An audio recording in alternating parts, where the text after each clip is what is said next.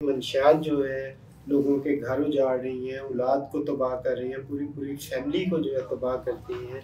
एक फैमिली में अगर एक ही आदमी नशा कर रहा हो तो वो पूरी फैमिली के लिए एक ऐसा अज़ाब बन जाता है कि पूरी फैमिली तबाह होकर रह जाती है। इस मौजू पर बात करने के लिए आज हमारे साथ हैं सैयद ज़ुल्फ़िकार हुसैन, कंसल्टेंट इंसदादे मंशियात मुहिम, director drug advisory training hub. एक लंबे अरसे से मंशियात के हवाले से काम कर रहे हैं। लोगों मंशियात के आदी लोगों की बहाली के लिए, मंशियात पकड़ने के लिए, मंशियात फरोशों के ख़िलाफ़ काम करने के लिए, मंशियात के ख़िलाफ़ शऊर बेदार करने के लिए आज हम उनसे बात करते हैं। वो हमें बताएंगे कि ये कितना संगीन मसला है और कितने लोग जो हैं इससे मुतासर हैं और कितनी फैमिलियाँ तबाह हैं और ये मंशियात के आदी लोग किस किस जगह पर माशरे में असरअंदाज हो रहे हैं। जी बहुत शुक्रिया जी आपका कि आपने गुफ्तगू का और एक अहम इशू पे बात करने का मौका फराहम किया। स्टार्ट में आपने अच्छा आगाज़ किया है कि किस तरह को क्या अवामिल हैं या वो क्या क्या चीज़ें हैं जिसकी वजह से लोग नशे की तरफ आते हैं, कितने लोग हैं जो नशा कर रहे हैं। अगर हम ओवरऑल देखें सिनेरियो पाकिस्तान का, तो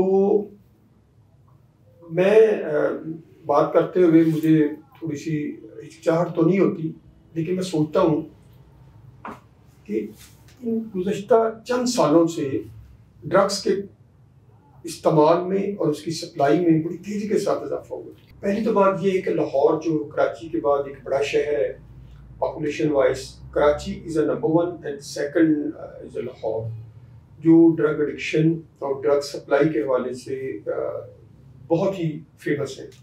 अब लाहौर भी दुनिया में उन शहरों में शुमार होने लगा है जहाँ पे ड्रग्स का इस्तेमाल, उसकी सप्लाई बहुत ज़्यादा है। इसमें कोई दो राय नहीं है, दो शक की बात नहीं है कि वक्त के गुजरने के साथ साथ हमारी नई नस्ल में मनशियात का इस्तेमाल बड़ी तेज़ी के साथ बढ़ा है। उसमें जो हमारे बड़े लोग अपर क्लास के, जिनके पास पैसा बहुत है, अल्लाह ताला ने दिया हुआ है, बड़े घर हैं, बड़ी गाड़ियां हैं, इज्जत है, लेकिन उनमें भी ड्रग्स का, फिर उसके बाद middle class, lower middle and poor class, ये सारे ही तबके जो हैं इस ड्रग्स की वजह से मुतासर हुए। कोई ये नहीं कह सकता कि जी अमीर के घर में प्रॉब्लम है और गरीब बचा हुआ है, या गरीब के घर में प्रॉब्लम है और अमीर बचा हुआ है, नहीं। अब ये जो आग थी ना, ये सैलाब है, इसने हर एक के दरो दीवार को हिला कर रख दिया। अगर किसी घर में ड्रग्स की प्रॉब्लम है तो उस घर से आप पूछ सकते हैं कि उसका जो एनवायरनमेंट है, अंदर का माहौल है, वो किस तरह गर्म होता है। सुबह लड़ाई, शाम लड़ाई, रात को लड़ाई, दोपहर को लड़ाई। सिर्फ वजह क्या है? बच्चा नशे के लिए पैसे मांगता है, पैसे नहीं है, घर से चीज़ें चोरी करता है, इस्त्री चोरी कर ली, प्रेशर कुकर, बर्तन बेच दिए, लोहे का सामान बेच दिया, नेबर से पैसे उधारे ले लिए, रिश्तेदारों से उधारे ले लिए, माँ का जेवर, बहन का जेवर, कोई ना कोई चीज़ बेच के सिर्फ और सिर्फ नशे। तो जिस घर में देखें ऐसी जो प्रॉब्लम और परेशानी है, तो वहाँ सुकून तो आने की दरगुजर। और एक और जो बात आपने कही कि इसमें कौन कौन से तबकात या लोग हैं, मैंने जिस तरह पहले कहा कि नौजवानों की बड़ी तादाद। हमारा जब हम बात करते हैं ना ड्रग्स की, तो हमें एविडेंस बेस्ड बात करनी चाहिए, मफरूज़ों पे बात कोई नहीं करनी चाहिए। एविडेंस बेस्ड मीन कि जो ऑन एक्चुअल पोजीशन है।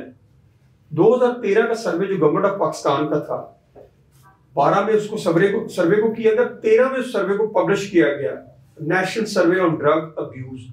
According to this survey 6.7 million people, यानी 67 लाख लोग मनशियात का आज़ादाना इस्तेमाल कर रहे थे, जिसमें शराब शामिल नहीं थी।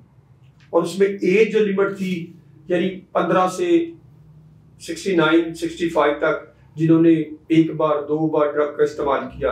और जो प्राइम एज जिसमें जिक्र था उस सर्वे में, वो 24 से 40 साल थी। लेकिन उसके बाद थोड़ा और पीछे आ जाए, अब जो सूरत हाल टोटली डिफरेंट है।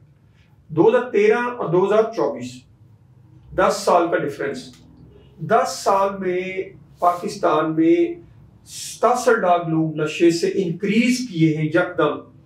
और ये तादाद इस वक्त बीइंग एज एक्सपर्ट मैं कह सकता हूँ 1 करोड़ यानी 10 million people using a hard and soft drugs.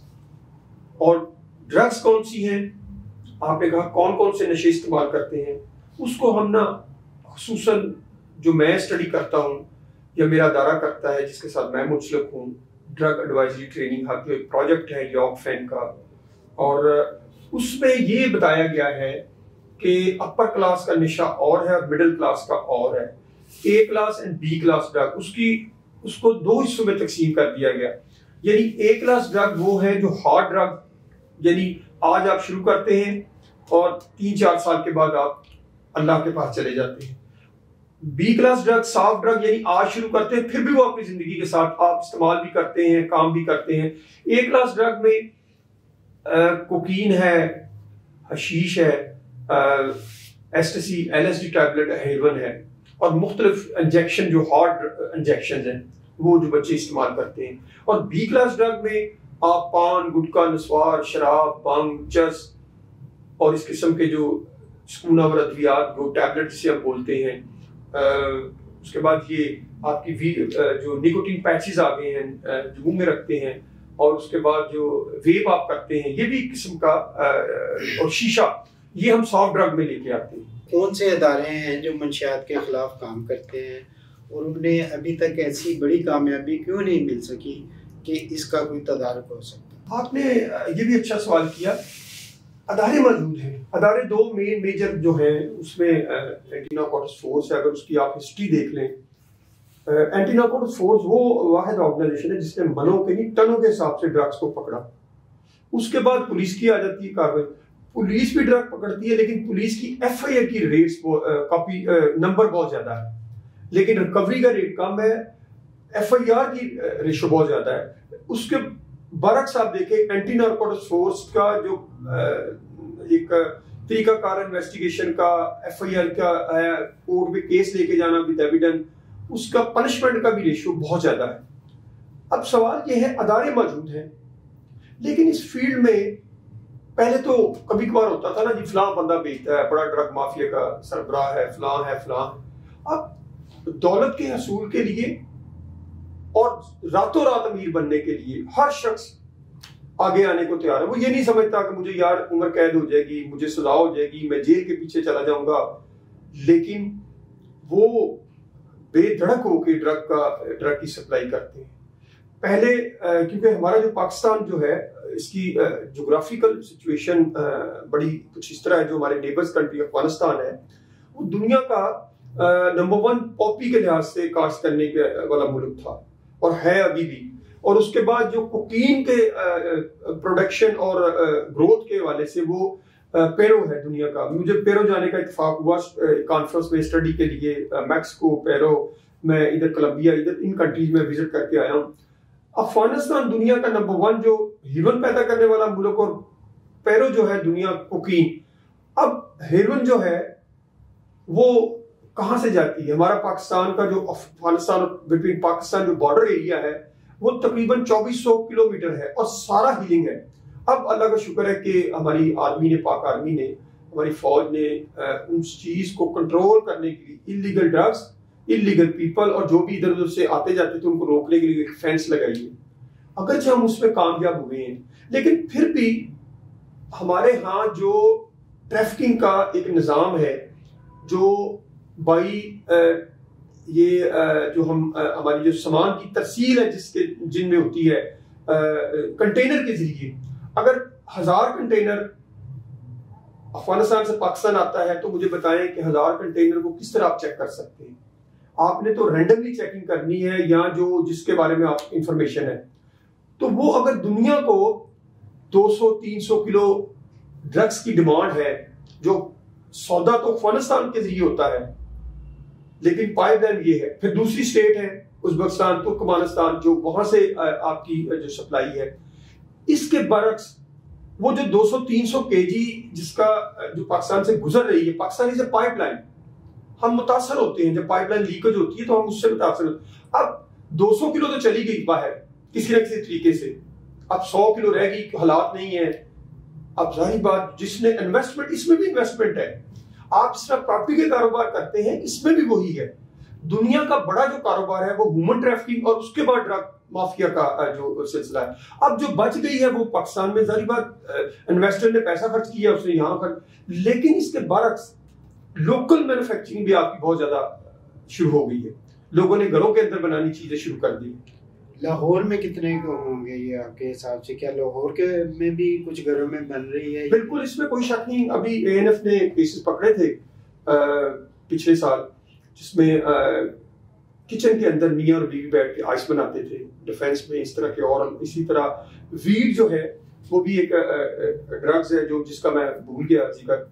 वो लोग घरों के अंदर ग्रो करते हैं, आप एक कमरे के अंदर उसको ग्रो कर सकते हैं, हीट देंगे डिफरेंट टेम्परेचर के साथ और वो कमरे के अंदर ही ग्रो होगी। वो हमारी अपर क्लास में मुख्तलिफ फिर उसमें केमिकल इस्तेमाल करते हैं, उसको मुख्तलिफ नाम दिए हुए हैं, वो पार्टियों में इस्तेमाल होती है। फिर आपने देखा होगा कि जो चरस है ये दूसरे मुल्क से नहीं आती, हमारे पाकिस्तान में ही ज्यादा जो सुबह जो। अच्छा, लाहौर के वो कोई स्पेसिफिक इलाके जहाँ पर ये मंशियात घरों में तैयार हो रही है? ऐसा तो नहीं कहा जा सकता, क्योंकि इतनी जो पकड़ दकड़ नहीं घरों के अंदर हुई। लेकिन ये है कि अब ये मैन्युफैक्चरिंग, मतलब आइस की मिसाल मैं आपको देना चाहता हूँ। वो दो केमिकल है, मैं केमिकल का नाम नहीं लूंगा, लोग फिर एक्सपेरिमेंट करना शुरू कर देते हैं। उसको दो केमिकल को आप मिक्स करके या तीसरे केमिकल को 160 की हीट देते हैं। वो लोहा जो है तकरीबन 1600 या 1700 हीट पे पिघलता है। ये 150 या 200 पे टेम्परेचर पे आप ये बॉइलिंग होगी, उसके बाद आप इसको ठंडा कर लें तो वो आइस बन जाती है। वो उसको आप मुख्तलिफ पैकिंग की सूरत में आप मार्केट में सेल करते हैं। आज के दौर में ये 2023 और 2024 भी आइस का साल रहा है, और ये भी जो आने वाला जो अभी 2024 शुरू है उसका दूसरा महीना है, ये भी हमारे लिए बहुत बड़ा थ्रेट है आइस के लिए खासकर। हमारा जो सिस्टम है, पाकिस्तान का सिस्टम है, ये ख़ानदानी निज़ाम है। यहाँ पे फैमिली सिस्टम है, लोग फैमिली में ख़ानदानों में रहना पसंद करते हैं। तो ये बताएं, जो मंशियात के आदी लोग हैं वो किस तरह असरअंदाज हो रहे हैं ख़ानदानी सिस्टम में? सुनने में आया है कि कई घर तबाह हुए हैं मंशियात के आदत की वजह से लोगों की।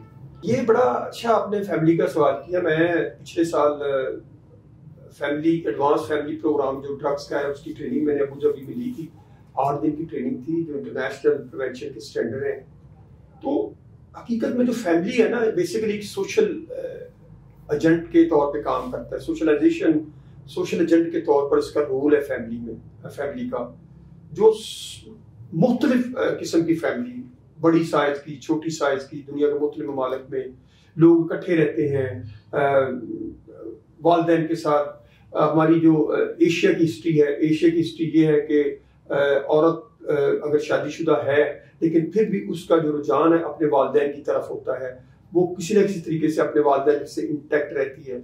यूरोप में आप उसकी उल्टी मिसाल है, बच्चे जो हैं वो फैमिली, अपनी फैमिली के साथ रहना ज़्यादा पसंद करते हैं, दूसरों की फैमिली के साथ नहीं, अपने माँ बाप से अलग थलग हो जाते हैं। इसी तरह अमेरिका और साउथ अमेरिका फैमिली जो हमारे यहाँ ज्वाइंट फैमिली सिस्टम है ना, बदकिस्मती से वो खत्म हो गया। ज्वाइंट फैमिली मसलन ये टेबल है घर के अंदर ही, मैं मिसाल देता हूँ आज की, जो हमारा मोबाइल सिस्टम है ना, मोबाइल का निज़ाम, इसने हमारी नॉर्म्स को, हमारी रवायात को, हमारी वैल्यूज को बिल्कुल डेड कर दिया। आप कमरे में बैठे हैं, एक कमरे में सारे बैठे हैं, सारे मोबाइल पे लगे हुए हैं, एक दूसरे की तरफ देख नहीं रहा। आप किसी बच्ची या बच्चे को कहते यार मुझे प्यास लगी है तो पानी पिला दो, वो कहते पापा तुझे खुद ही उठ के पी लो। आप फिर कहेंगे नहीं बेटा मुझे पिला दो, और बाप भी वो मोबाइल पे लगा हुआ है। तो ये जो सिस्टम आया ना हमारे यहाँ, इसने आहिस्ता आहिस्ता में आइसोलेशन में चले गए। पहले मुझे याद है जब हम छोटे थे, इसी लाहौर शहर। शाजी मैं ये पूछ रहा हूँ कि जो मियाँ बीवी हैं उनके ताल्लुकात पे मंशियात कैसे असरअंदाज होती है? सुनने में आया है कि तलाक की जो रेशो है वो इसकी वजह से बढ़ती जा रही है। देखिए ये जो खौफनाक सिचुएशन है इन फ्यूचर में भी, अभी 2023 में इस पे हमने जो रिपोर्ट में जिक्र किया है, स्टडी की 2074 यूनियन काउंसिल लाहौर की 274, तलाक से ज्यादा खुला की रेशो बढ़ी है। 2023 में 40% खवातीन ने खुला लिया 2022 की निस्बत।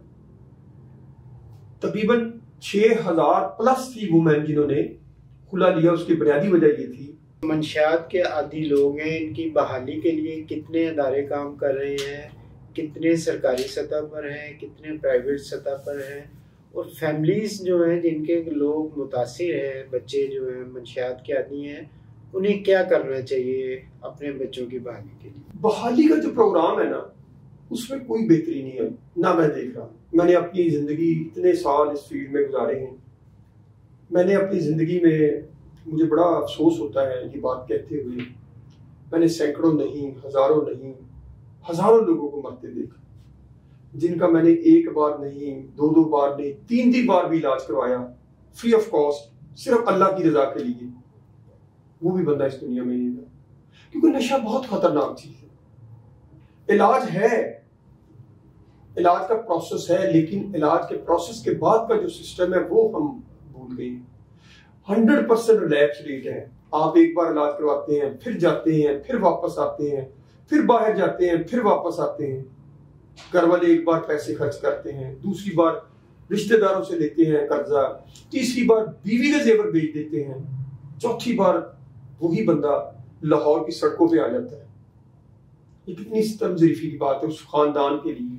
और गवर्नमेंट के जो हॉस्पिटल है वो तकरीबन 6 है, जिसमें 150 बेड के करीब है या 150 से कम होंगे, वो भी कभी फुल नहीं होते।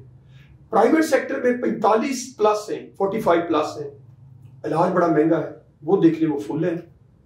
इसके बावजूद वालिदैन की होप होती है कि बच्चे का इलाज करवाया जाए। अच्छा शाह जी, ये क्या वजह है कि जो सरकारी हॉस्पिटल है उनके आधे बेड खाली रहते हैं और प्राइवेट सेक्टर में जो महंगे तरीन रिहेबिलिटेशन सेंटर्स हैं वो फुल रहते हैं, वहाँ पे जगह नहीं मिलती? उसकी वजह ये है कि जो इंटरनेशनल स्टैंडर्ड है ट्रीटमेंट के जो प्रोटोकॉल है, वो उसका इलाज तकरीबन 3 महीने का है, जिसमें उसका विड्रॉल का पीरियड, उसका डिटॉक्सिफिकेशन विड्रॉल पीरियड, उसके बाद काउंसलिंग, मुख्तलिफ उसकी ज़िंदगी को गुजारने की महारतों की तरफ लेके आना, उसका जो माजी है उसको तकरीबन 3 महीने का प्रोसेस है।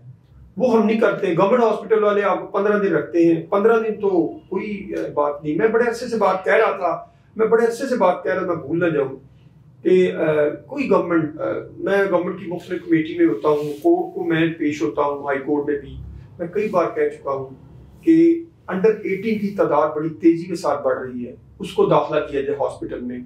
जो दुरानिया 15 दिन का 1 महीने का किया जाए। खवातीन की तादाद बड़ी बढ़ रही है। आप सड़कों पे देखते हैं, लाहौर की सड़कों पे किस तरह मर्दों के साथ खवातीन बैठी हैं।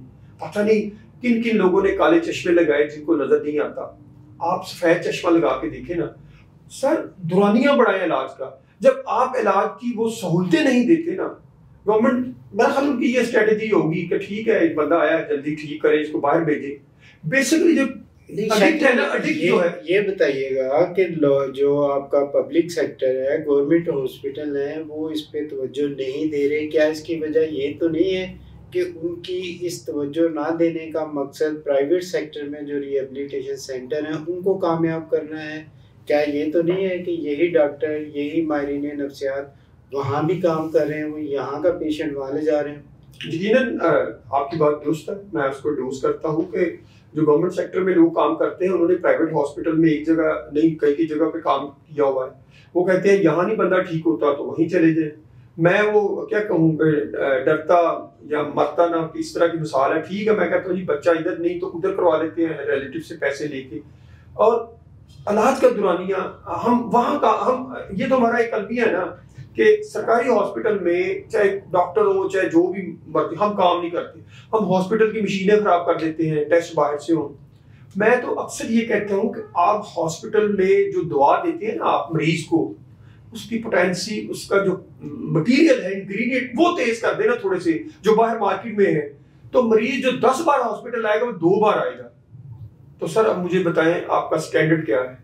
स्टैंडर्ड तो यही है कि आप वहां दाखिल, वहां भेज दिया, वहां तो पहले लेने के लिए कोई तैयार नहीं ना। आप जाए, आप भेजे ना किसी पेशेंट को, कहें यार मैं एक जर्नलिस्ट हूँ, मैं फोन करता हूँ MS को या फलां को कि जी मैं बंदा भेज रहा हूँ, उसने आगे से जवाब देना है जी हमारे पास तो जगह ही कोई नहीं है। अल्लाह का शुक्र है, अल्लाह का शुक्र है कि हमने ऐसी नेटवर्किंग डेवलप की हुई है। हमारे पास जो बंदा आता है हम उसका 3 दिन में उसका एडमिशन करवाते हैं, हमें उस वक्त, मुझे खासकर उस वक्त तक चैन नहीं आता जब तक मैं बंदे का एडमिशन नहीं करवाऊं। क्यों? वो होप लेके आया है कि अल्लाह ताला ने अगर एक बंदे को मेरी तरफ भेजा है, हाँ अगर बड़े प्राइवेट सेंटर हैं, इतना फील्ड में हम काम करते हैं, तो वो भी हमारी हया करते हैं। अगर कोई 1 लाख लेता है ना, तो मैं उसे फोन करता हूँ, यार ये नहीं अफोर्ड कर सकता, तो वो 30 पे 35,000 पे आ जाते हैं। मैं कहता हूँ यार दवाई के और खाने के पैसे ले लो और किसी जगह से पैसे निकाल लेना।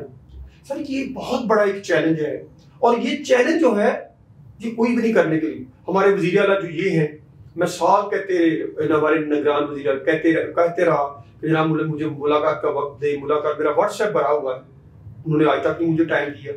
उसकी वजह ये थी, मैंने को अपने जात के लिए लेना था, मैंने तमगा लगवा लेना था। नहीं, तमगा तो अल्लाह ने देना है।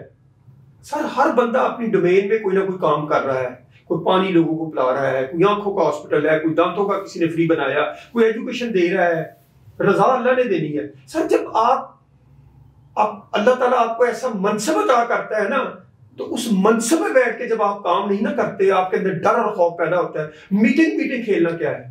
मैंने अपनी जिंदगी में कितनी मीटिंग खेली है, मैंने कितने अदवार देखे हैं, मैं बड़ा कुछ ले सकता था लेकिन नहीं लिया। और मेरा तो सवाल सिर्फ ये है कि जनाब आपको अल्लाह ने अगर अता किया तो काम करे, फिर